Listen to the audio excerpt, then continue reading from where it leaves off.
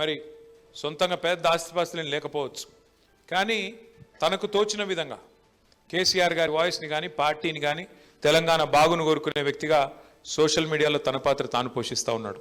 ఇట్లా ఒక్కొక్కరుగా లెక్క పెట్టుకుంటూ పోతే కొన్ని లక్షల మంది గుండెలు, ఆర్ఎస్పీ గారు చెప్పినట్టు కొన్ని లక్షల గుండెలు ఇవాళ కొట్టుకుంటూ ఉన్నాయి. ఈ రాష్ట్రం బాగుండాలి, మా ప్రజలు బాగుండాలి, అధికారంలో ఎవరుంటే ఏమి కానీ మా వాళ్ళు బాగుండాలి, మా చెరువు బాగుండాలి, మా ఊరు బాగుండాలి, మా పరిస్థితి బాగుండాలి, మా రాష్ట్రం దేశంలో నెంబర్ 1 కావాలి, ఈ ఆరాటంతో కొట్లాడుతున్న వాళ్ళు ఉన్నారు. ఇవాళ మనం కూడా అధికారం ఏమి కొత్త కాదు. 25 ఏళ్ళు నిన్నగాక మొన్న మన పార్టీకి నిండినాయి. ఏప్రిల్ 27 నాడు 25 ఏళ్ళు నిండి 26వ ఏట పార్టీ అడుగుపెట్టింది. ఈ భారతదేశ చరిత్రలో మీరు చూసినట్టయితే వేళ్ల మీద లెక్క పెట్టవచ్చు ఎన్ని పార్టీలు 25 ఏళ్ల పై చిలుకు మనగలిగిన పార్టీలు, బతకగలిగిన పార్టీలు, బట్టగట్టగిన పార్టీలు ఎన్ని అంటే ఏళ్ల మీద లెక్క పెట్టచ్చు.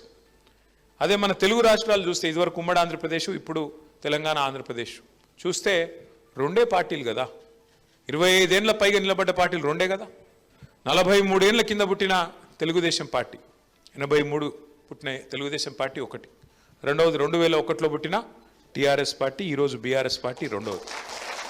అంటే ఇక్కడ ఆలోచించాల్సిన విషయం ఏంటి అంటే అధికారం ఉన్నదా లేదా అన్నది ముఖ్యం కాదు. ప్రజల తరపున వాయిస్ వినిపించే శక్తి ఉందా లేదా, ప్రజల తరపున పోరాడే శక్తి ఉందా లేదా, ప్రజల తరపున పోరాడే నాయకత్వ పటిమ ఉందా లేదా, అది ముఖ్యం. సరే, అధికారం ఆ ప్రాసెస్లో అప్పుడప్పుడు వస్తుంది, రాకపోతే రాదు. దాని గురించి ఏదో ఫికర్ అయిపోయి రేపు ఏమైపోతుందో, మనం అధికారంలో రాకపోతే కొంపలు అంటుకుపోతాయేమో, ఏవి కాదు. భూమి అట్లున్నది ఇట్లేం కాదు, ఆకాశం అట్లున్నది ఇరిగి కింద పడదు, ఎవరు ముఖ్యమంత్రి ఉన్నా ఉండకపోయినా ఏం ఆగదు. కానీ ప్రజలు ఆలోచించుకోవాలి, ఎన్నికలు రాగానే కన్ఫ్యూజ్ కావద్దు. కేసీఆర్ గారు చిలుకకు చెప్పినాడు ప్రతి సభలో.